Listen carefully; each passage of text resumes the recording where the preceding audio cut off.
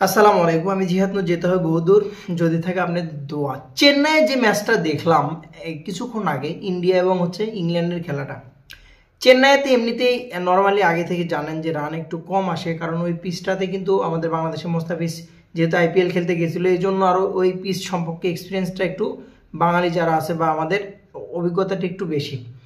তিলক Verma, special তিলক ভার্মা যে ব্যাটিংটা দেখালো ভাই, বিশ্বাস করেন ইন্ডিয়ার টি-20 যে ব্যাটিং লাইনটা যদি আপনার সঞ্জু স্যামসন থেকে শুরু করে আপনার সূর্যকুমার যাদব থেকে শুরু করে অভিষেক শর্মা, আপনি পুরোপুরি যদি দেখেন আজকে পুরো ক্রেডিটটা আজকে আমি তিলক ভার্মাকে দেবো। পাঁচটা ছক্কা 55 বলে সুন্দর একটা 72 রানের ইনিংস, পাঁচটা ছক্কা মেরেছে।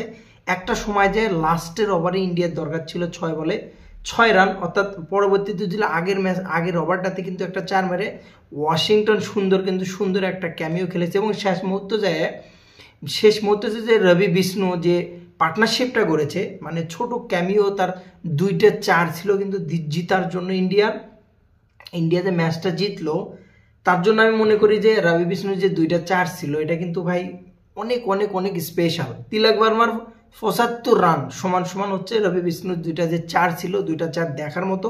হয়তোবা তিলক ভার্মা কামব্যাক করতে পারতো বা ম্যাচে ফেরাতে পারতো, বাট রবি বিষ্ণুকে অবশ্যই ক্রেডিট দিতেই হবে। কারণ কি 8টা উইকেট পড়ে যাওয়ার পরে সেই মুহূর্তে 9 নম্বর ব্যাটসম্যান আসে যখন 2টা 4 মারবে, অবশ্যই সেই ম্যাচটা কিন্তু অনেকটাই ফ্রি হবে।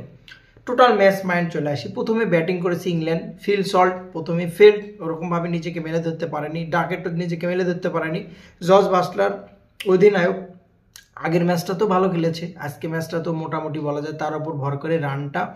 এবং নিচের সাইডে যতগুলো আছে লিভিংস্টন থেকে শুরু করে যারা আছে একজনও ভালো করতে পারেনি, নিজের নামের প্রতি সুবিচার করতে পারেনি। ইংল্যান্ডের রান টোটালে দাঁড়ায় 165 টার্গেট হয়ে যায় ইন্ডিয়ার কাছে।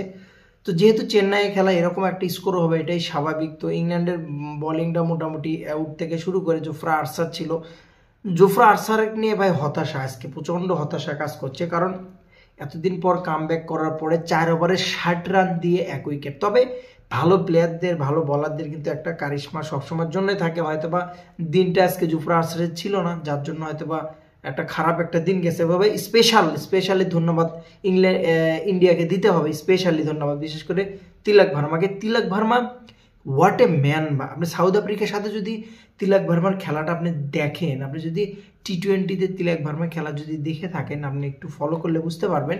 দুইটা সেঞ্চুরি করেছিল, আপনার হয়তো মনে আছে। সঞ্জু স্যামসনও কিন্তু ওখানে সেঞ্চুরি করেছিল। সেই তিলক ভার্মা কিন্তু আজকে ইন্ডিয়াকে জিতালো। স্পেশাল ধন্যবাদ তিলক ভার্মাকে দেওয়া উচিত পুরো ক্রেডিট, সাথে রবি বিষ্ণুকে।